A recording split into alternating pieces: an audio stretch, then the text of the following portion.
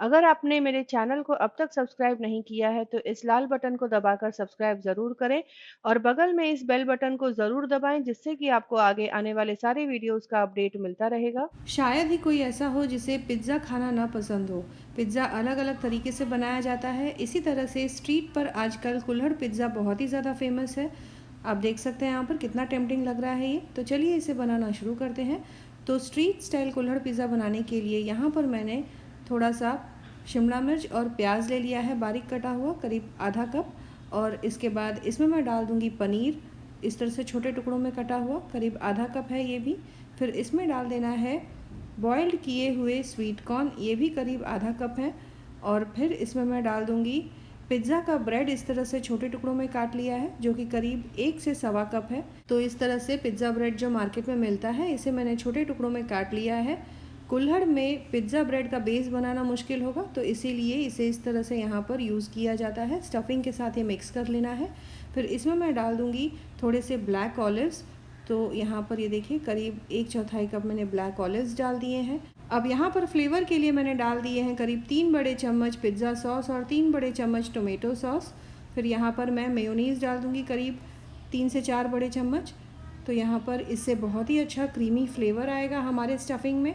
यहाँ पर डाल दूँगी 1 टेबलस्पून चिली फ्लेक्स और 1 टेबलस्पून पिज़्ज़ा सीजनिंग। तो यहाँ पर ये मैंने सीजनिंग के लिए सारी चीज़ें डाल दी हैं। अगर आपके पास पिज़्ज़ा सीजनिंग नहीं है, मिक्स्ड हर्ब्स है, आप उसे डाल लें, काले मिर्च का पाउडर डाल लें। तो इस तरह से भी पिज़्ज़ा सीजनिंग घर पे बनाया जा सकता है।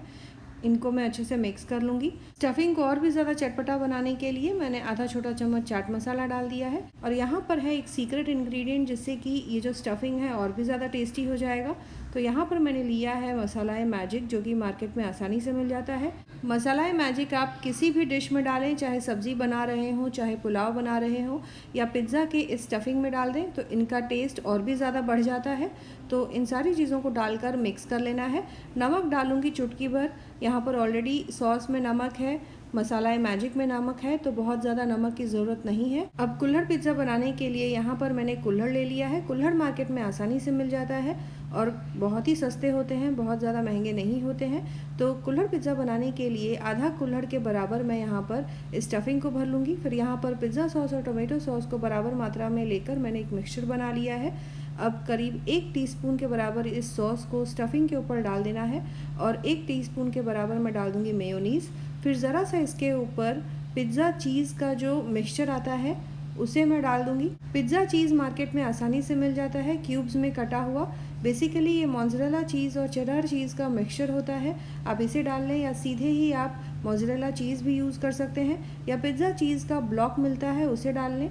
तो इन सारी चीज़ों को डालने के बाद इसे ऊपर से फिर से इस मिक्सचर से भर लूँगी, यानी कि जो पिज़्ज़ा का मिक्सचर मैंने बना के रखा था स्टफिंग का, उसे ऊपर तक भर लेना है।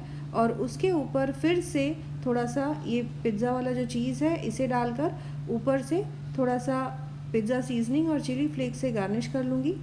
अब इस मिक्सचर को माइक्रोवेव में 1 से 1.5 मिनट के लिए पका लेना है। बहुत ज़्यादा वक्त नहीं लगता है इसे पकने में। ऊपर से मैंने एक ब्लैक ऑलिव के स्लाइस से गार्निश कर लिया। आप देख सकते हैं यहाँ पर पकने के बाद ये कुल्हड़ पिज़्ज़ा कितना टेम्पटिंग लग रहा है ये। तो आप इस तरह से कुल्हड़ पिज़्ज़ा ज़रूर ट्राई करें और कमेंट करें अपने एक्सपीरियंस के बारे में। दोस्तों और रिश्तेदारों के साथ भी इस रेसिपी को ज़रूर शेयर करें। मिलते हैं अगले एपिसोड में इसी तरह से एक और नई टेस्टी रेसिपी के साथ। Thanks for watching.